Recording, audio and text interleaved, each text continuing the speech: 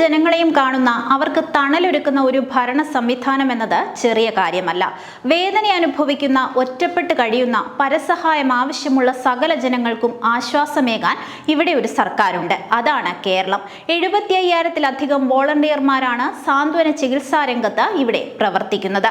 1.5 ലക്ഷത്തിലധികം കിടപ്പ് രോഗികൾക്ക് ഇവരുടെ സേവനം ലഭിക്കുന്നു. പരസഹായം ആവശ്യമുള്ള 5 ലക്ഷത്തിലധികം പേർ കേരളത്തിലുണ്ട് എന്നാണ് കണക്കാക്കിയിട്ടുള്ളത്. ഇവർക്കെല്ലാം സേവനം ലഭിക്കുന്നുണ്ട്. വീടുകളിലെത്തി പ്രാഥമിക പരിശോധന നടത്തുന്ന, മരുന്ന് നൽകുന്ന 26,000 ആശാ പ്രവർത്തകരാണ് ഉള്ളത്. മാതൃകാപരമായ പ്രവർത്തനമാണ് ഇവർ നടത്തുന്നത്. കുടുംബശ്രീ പ്രസ്ഥാനത്തിൽ 48 ലക്ഷം അംഗങ്ങളാണ് ഉള്ളത്. ഇതിലെ 37,000-ലേറെ പേർ ഹരിതകർമ്മസേനയിൽ പ്രവർത്തിക്കുന്നു. സംസ്ഥാനത്തിന്റെ മൊത്തം ജനസംഖ്യയിൽ 23%-ലധികം പേർ വയോജനങ്ങളാണ്. അവരെ സംരക്ഷിക്കാൻ സമൂഹത്തിന്റെ ബാധ്യതയാണെന്നും അത് ഏറ്റെടുക്കുമെന്നും മുഖ്യമന്ത്രി പിണറായി വിജയൻ പ്രഖ്യാപിച്ചത് സമീപകാലത്താണ്. കഴിഞ്ഞ 50 വർഷങ്ങൾക്കുള്ളിൽ കൃഷിഭൂമിയുടെ വിസ്തൃതിയിൽ വലിയ കുറവുണ്ടായിട്ടുണ്ട്.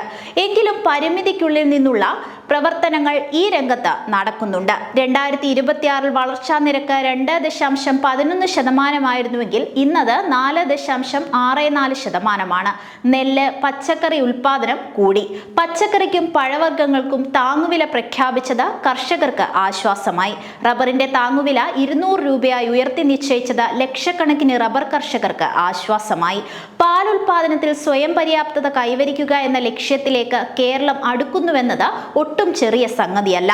സഞ്ചരിക്കുന്ന മൃഗാശുപത്രികൾ കൂടുതൽ വ്യാപകമായി കൊണ്ടിരിക്കുന്നു. പട്ടികജാതി പട്ടികവർഗ വിഭാഗത്തിലെ 100% കുടുംബങ്ങൾക്കും ഭൂമി, വീട് എന്ന ലക്ഷ്യത്തിനടുത്ത് കേരളം എത്തിക്കഴിഞ്ഞു. അടുത്ത 1 വർഷത്തിനുള്ളിൽ ഇത് പൂർണ്ണമാകും. ദശാബ്ദങ്ങൾ നീണ്ടുനിന്ന ആസൂത്രിതമായ പരിശ്രമത്തിലൂടെയാണ് ഇത് സാധ്യമായത്. എല്ലാവർക്കും വിദ്യാഭ്യാസം, എല്ലാവർക്കും ചികിത്സ എന്ന ലക്ഷ്യവും മിക്കവാറും സാധ്യമായി. കൂടുതൽ തൊഴിൽ സംരംഭങ്ങൾ ആരംഭിച്ചുകൊണ്ടിരിക്കുന്നു. PSC നിയമനങ്ങൾ കൃത്യമായി നടക്കുന്നതിനാൽ രാജ്യത്ത് ഏറ്റവും കൂടുതൽ സ്ഥിരം നിയമനം പട്ടികജാതി പട്ടികവർഗത്തിന് ലഭിക്കുന്നത് കൊച്ചു കേരളത്തിലാണ്. എങ്കിലും പൊതുവായ സാമൂഹ്യ സ്ഥിതിയിൽ ഗുണകരമായ ഒട്ടേറെ മാറ്റങ്ങൾ ഇനിയും വരേണ്ടതുണ്ട്. അടുത്ത 5 വർഷം കൊണ്ട് ഈ ലക്ഷ്യവും കൈവരിക്കാനാകുമെന്നാണ് മുഖ്യമന്ത്രി നവംബർ 1 അറിയിച്ചത്.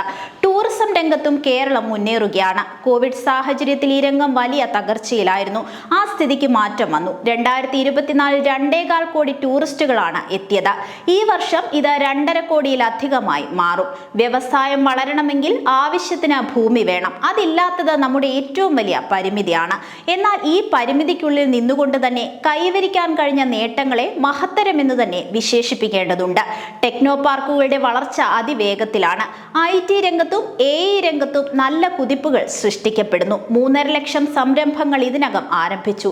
23,000 കോടി രൂപയുടെ നിക്ഷേപമുണ്ടായി. 7 ലക്ഷം തൊഴിലവസരങ്ങൾ സൃഷ്ടിക്കപ്പെട്ടു. കഴിഞ്ഞ 9.5 വർഷങ്ങൾക്കുള്ളിൽ 7,200-ലധികം സ്റ്റാർട്ടപ്പുകൾ ആരംഭിച്ചു എന്നത് ചെറിയ കാര്യമല്ല. ഈ പ്രവർത്തനം മാതൃകാപരമെന്നാണ് കേന്ദ്ര സർക്കാർ തന്നെ വ്യക്തമാക്കിയത്. പ്രാദേശിക സർക്കാരുകൾ എന്ന സ്വപ്നം യാഥാർത്ഥ്യമായി കൊണ്ടിരിക്കുകയാണ്. അധികാര വികേന്ദ്രീകരണ പ്രക്രിയ ശക്തിപ്പെടുത്തുന്നതിന്റെ ഭാഗമായി 9.5 വർഷങ്ങൾക്കുള്ളിൽ 1.23 ലക്ഷം കോടി രൂപയാണ് തദ്ദേശ സ്വയംഭരണ സ്ഥാപനങ്ങൾക്ക് കൈമാറിയിട്ടുള്ളത്. ജനജീവിതത്തെ നേരിട്ട് ബാധിക്കുന്ന ആയിരക്കണക്കിന് പദ്ധതികളാണ് ഇതിനകം പൂർത്തിയായത്. സംസ്ഥാനത്തെ ഏതെങ്കിലും ഒരു ഗ്രാമപഞ്ചായത്തിന്റെ വികസന രേഖയെടുത്ത് പരിശോധിച്ചാൽ ഇത് ബോധ്യമാകും. ഇക്കാര്യത്തിൽ ഒരു വിവേചനവും ഉണ്ടായിട്ടില്ല എന്ന UDF പോലും അംഗീകരിച്ചിട്ടുണ്ട്. ഈ മേഖലയിലെ ജനപ്രതിനിധികൾ 50%-ലധികം പേർ സ്ത്രീകളാണെന്നത് എടുത്തു പറയേണ്ട സംഗതിയാണ്.